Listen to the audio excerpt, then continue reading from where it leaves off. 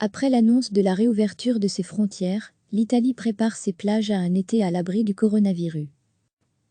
Transat et parasol à distance, désinfection systématique, l'Italie fait tout pour être en mesure d'accueillir cet été les vacanciers sur ses plages, qui représentent une manne non négligeable pour son économie au bord de l'asphyxie, alors que le pays a décidé de rouvrir ses frontières le 3 juin.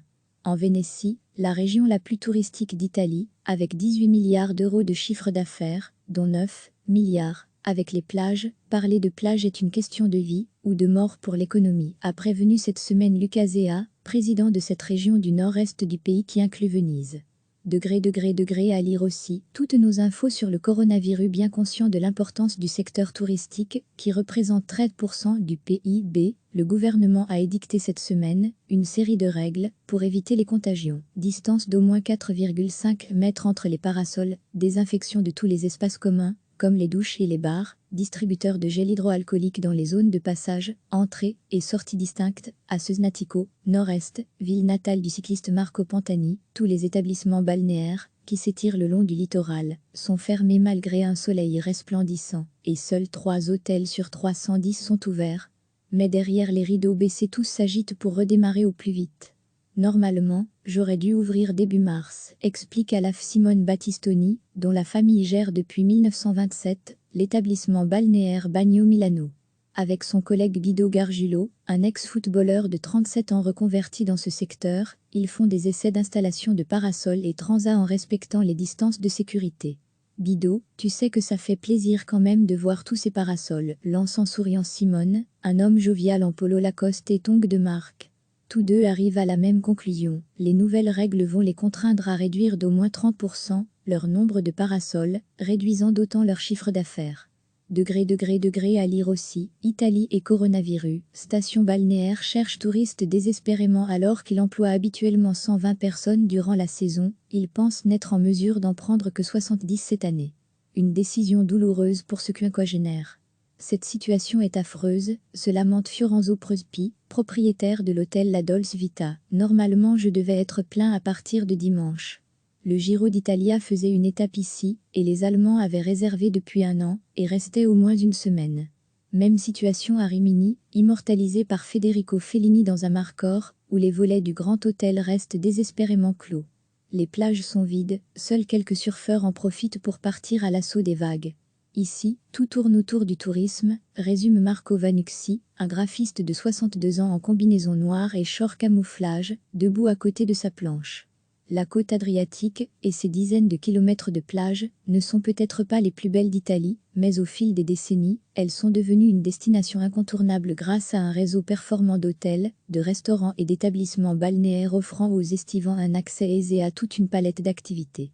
À Jesolo, à l'est de Venise, des dizaines d'hôtels sont alignés le long de la plage, style Miami Beach.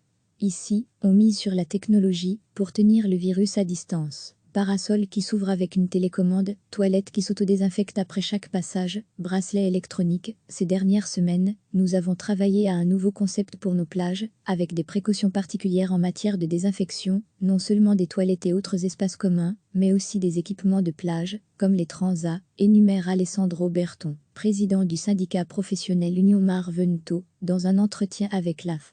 En outre, nous avons augmenté et renforcé nos outils de réservation en ligne, afin d'éviter que les gens se rassemblent à l'entrée des établissements balnéaires, explique cet homme d'affaires tiré à 4 épingles entre 2 bouffées de cigares.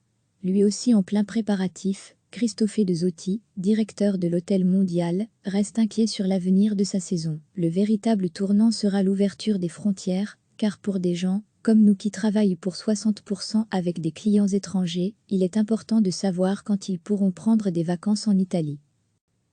Transat et parasol à distance, désinfection systématique, l'Italie fait tout pour être en mesure d'accueillir cet été les vacanciers sur ses plages, qui représentent une manne non négligeable pour son économie au bord de l'asphyxie, alors que le pays a décidé de rouvrir ses frontières le 3 juin.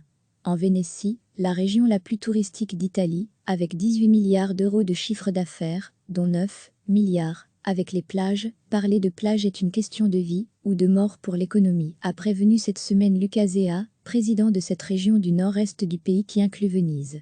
À lire aussi toutes nos infos sur le coronavirus, bien conscient de l'importance du secteur touristique, qui représente 13% du PIB. Le gouvernement a édicté cette semaine une série de règles pour éviter les contagions. Distance d'au moins 4,5 mètres entre les parasols, désinfection de tous les espaces communs, comme les douches et les bars, distributeurs de gel hydroalcoolique dans les zones de passage, entrée et sortie distinctes, à Ceznatico, Nord-Est, ville natale du cycliste Marco Pantani. Tous les établissements balnéaires, qui s'étirent le long du littoral, sont fermés malgré un soleil resplendissant, et seuls 3 hôtels sur 310 sont ouverts. Mais derrière les rideaux baissés, tous s'agitent pour redémarrer au plus vite. Normalement, j'aurais dû ouvrir début mars, explique à la Simone Battistoni, dont la famille gère depuis 1927 l'établissement balnéaire Bagno Milano. Avec son collègue Guido Gargiulo, un ex-footballeur de 37 ans reconverti dans ce secteur, ils font des essais d'installation de parasols et transats en respectant les distances de sécurité. Guido, tu sais que ça fait plaisir quand même de voir tous ces parasols, lance en souriant Simone, un homme jovial en polo Lacoste et tongs de marque. Tous deux arrivent à la même conclusion, les nouvelles règles vont les contraindre à réduire d'au moins 30% leur nombre de parasols, réduisant d'autant leur chiffre d'affaires. À lire aussi, Italie et coronavirus, station balnéaire cherche touristes désespérément alors qu'il emploie habituellement 120 personnes durant la saison, il pense n'être en mesure d'en prendre que 70 cette année. Une décision douloureuse pour ce quinquagénaire. Cette situation est affreuse, se lamente Fiorenzo Prospi, propriétaire de l'hôtel La Dolce Vita. Normalement je devais être plein à partir de dimanche. Le Giro d'Italia faisait une étape ici, et les Allemands avaient réservé depuis 1 an, et restaient au moins une semaine. Même situation à Rimini, immortalisé par Federico Fellini dans Amarcord, où les volets du grand hôtel restent désespérément clos. Les plages sont vides, seuls quelques surfeurs en profitent pour partir à l'assaut des vagues. Ici, tout tourne autour du tourisme, résume Marco Vanucci, un graphiste de 62 ans en combinaison noire et short camouflage, debout à côté de sa planche. La côte adriatique, et ses dizaines de kilomètres de plage, ne sont peut-être pas les plus belles d'Italie, mais au fil des décennies, elles sont devenues une destination incontournable grâce à un réseau performant d'hôtels, de restaurants et d'établissements balnéaires offrant aux estivants un accès aisé à toute une palette d'activités. À Jesolo, à l'est de Venise, des dizaines d'hôtels sont alignés le long de la plage, style Miami Beach.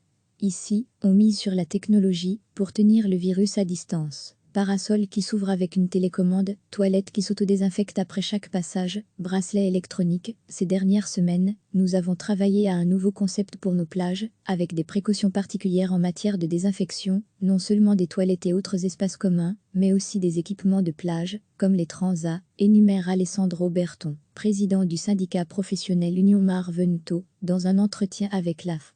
En outre, nous avons augmenté et renforcé nos outils de réservation en ligne, afin d'éviter que les gens se rassemblent à l'entrée des établissements balnéaires, explique cet homme d'affaires tiré à 4 épingles entre 2 bouffées de cigares. Lui aussi en plein préparatif, Christophe de Zotti, directeur de l'Hôtel Mondial, reste inquiet sur l'avenir de sa saison. Le véritable tournant sera l'ouverture des frontières, car pour des gens comme nous qui travaillent pour 60% avec des clients étrangers, il est important de savoir quand ils pourront prendre des vacances en Italie. Cliquez sur s'abonner pour recevoir les dernières nouvelles.